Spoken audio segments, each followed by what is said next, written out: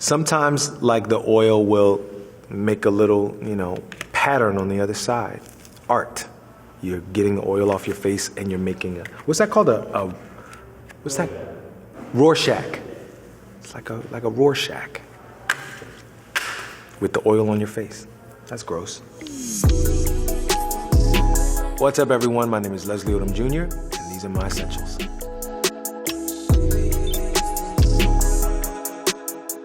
This is my trusty Bose Revolver speaker.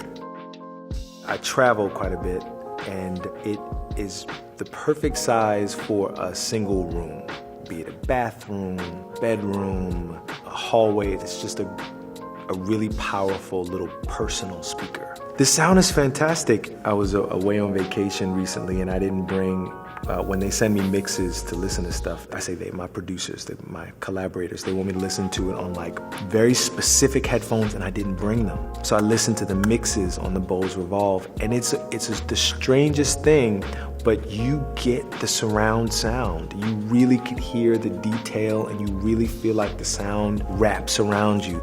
Your lantern lights the way. You put your tunes on, and they light the way. Oil absorbing strips. After a long night hanging out, after a show or something like that, like the sweat turns to oil, and like I just get like real shiny up around here. So these are essential.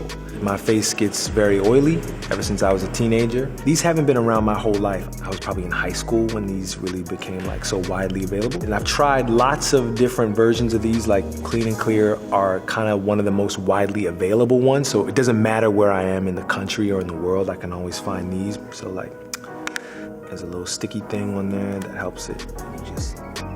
It's gonna be gross when you see how much oil I have on my face.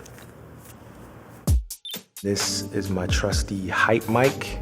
Before this moment that we found ourselves in, I was traveling to these studios, and there were all this, big equipment, and very expensive equipment all over the place, and now I do it on this. Even like little casual videos, if I'm doing them for social, if I'm doing them for like wishing somebody happy birthday or something like that, this makes everything sound better. Actually, I'm on an animated show called Central Park, and we have been recording from home. And so I'm recording an actual cartoon, but I get to make it on this little mic right here. You take it to wherever you are in the house. It has an attachment. It'll attach to your computer or your phone. You can plug your headphones directly into the mic. It's a really impressive little thing. People have been very impressed with the quality that you can get from the hype mic. So certainly now, this is an essential. I travel with it. All right, this one's gonna get me in some trouble. This is a book of photographs by the brilliant, unique Harmony Korine for Gucci, but I've made this my journal. I hope Harmony's not upset. I am a guy that likes to journal. I like it so much. When I find a cool journal, I'll buy it even if I don't need it, and just sort of like I literally have a chest of journals in my house for like one day when I finish one, I'll grab another one. But I've never had a journal quite like this. The thing that's great about it is that you can open it, and even if you're like searching for something to write, you can get inspiration from another artist.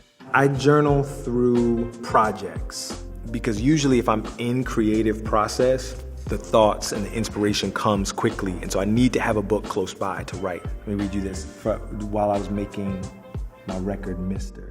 Finish the task. Don't you dare give up. You don't have the right. God needs some warriors out here. God needs some folks who are willing and courageous enough to finish what they've started, especially after he starts them.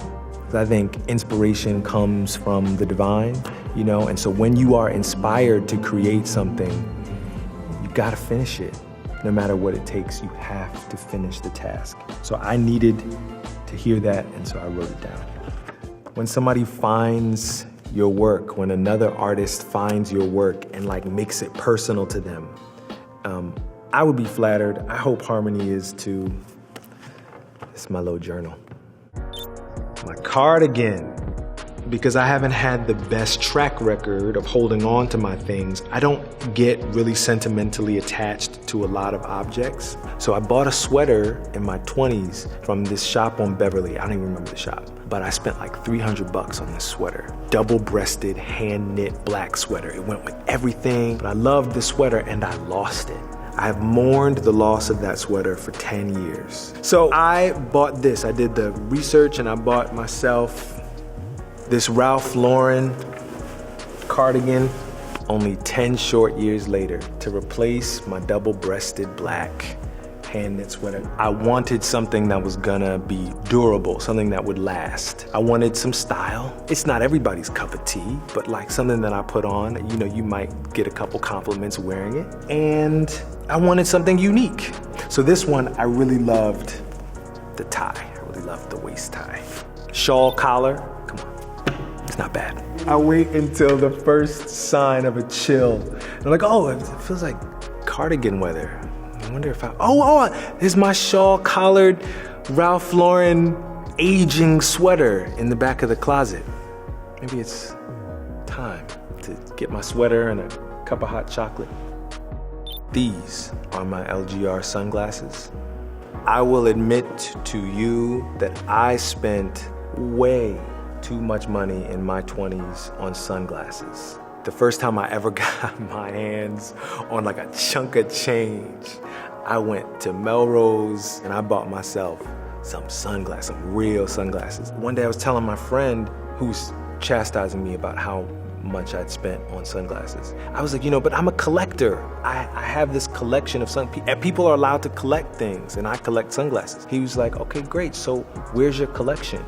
Because I lost every single one of those glasses that I bought. Until these. I've held on to these longer than I have any pair of sunglasses. They are my favorite. I would be really sad if I lost them. It's a company called LGR. It's a little Italian brand. I just love them. I wear them when I perform sometimes because I sometimes can feel it more or find it more when my eyes are closed. And these somehow make my eyes never closed. Especially when I'm first starting out a show, a concert, like if I can wear these, helps me relax a little bit.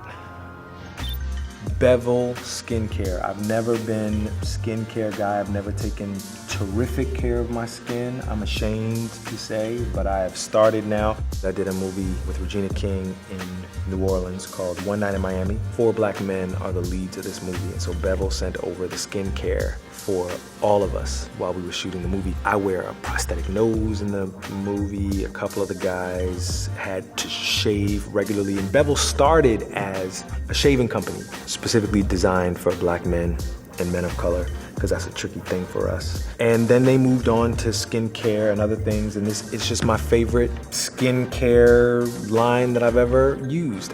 Face wash, they have an exfoliating toner, and a moisturizing face gel. I do think it improves the look of my skin after having used it for a while. It also feels nice to be giving a little bit of attention to a part of my body that I lean on a lot. Not that I'm some, you know, supermodel or anything, but you know, like we depend on our skin quite a bit, right? My skin's been with me a long time. Attention must be paid, you know what I mean? It deserves a little bit of TLC every now and again. The company is called St. Rita Parlor, and this scent is called Rita's Car. This is the scent that I share, much to her great annoyance. I share this scent with my wife. She bought it. There's a little boutique that we love here called Carl's Atelier. A unisex scent, but I happen to think it's more masculine. I would tell you about it, I would describe it to you, but I think that they do a better job. They say notes: leather, vanilla musk, tobacco, rare coins, and fresh cut foliage. Come on, rare coins? Nicolette keeps it on her side of the closet, and every now and again when I see it and I feel good, I just you know, real quick. Just love it. Books. Books are an essential item. I don't travel without them. I don't go anywhere without them. You can get lost in a great book, man. You know, somewhere waiting around instead of scrolling through your phone. If I have a book or two in my backpack, I can get lost in a book instead of on social media or something like that. I gravitate toward biographies, autobiographies, and motivational books, you know, generally. So this one, I brought some of my most essential books. This one, I ripped the cover off because I'm a little embarrassed by it. You know, if I'm reading it on the train or something in New York, I don't want everybody to know that I'm reading True and False by David Mamet. If you happen to be an actor, it is my favorite book on acting. When I was doing Hamilton, I'd like to say Lynn's script was my Old Testament and this was my New Testament, or vice versa. But this was like definitely a part of the Bible of that performance for me. Just simplifies the whole mystery of acting. There's days where you just do the same scene again and again. You want to be able to reproduce your work or find a zone, find a pocket where you can count on a certain kind of quality in what you're doing. Mamet just makes it so simple. Essentially, like, it begins and ends at the writing. And if anything comes up for you, if you are inspired genuinely in any way, just don't deny that.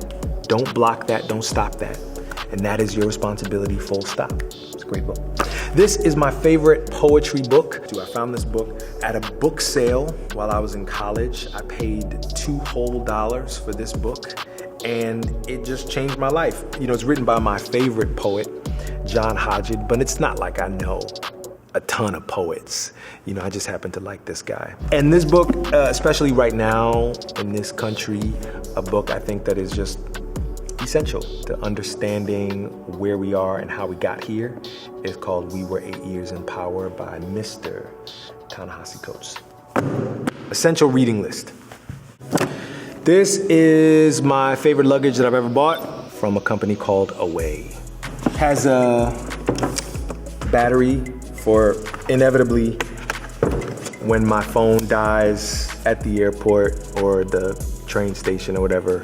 It's affordable but durable. It looks smart, you know, fashionable, and super functional too. Oh, the other thing I wanted to tell you, if you are packing, like, get yourself a bunch of these bags, because it helps you section out your things. So you can put all your pants in here, all your shirts in here, your underwear go in here. It just organizes everything and makes everything simpler.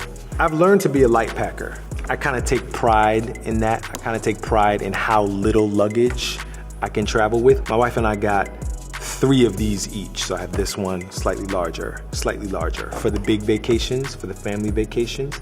But yeah, if I can just take this and a book bag, I can get a weekend out of that. So my luggage system here. GQ, that's it, my 10 essentials. I'm Leslie Odom Jr. Thanks for letting me hang out with you and show you some of the objects I love the most.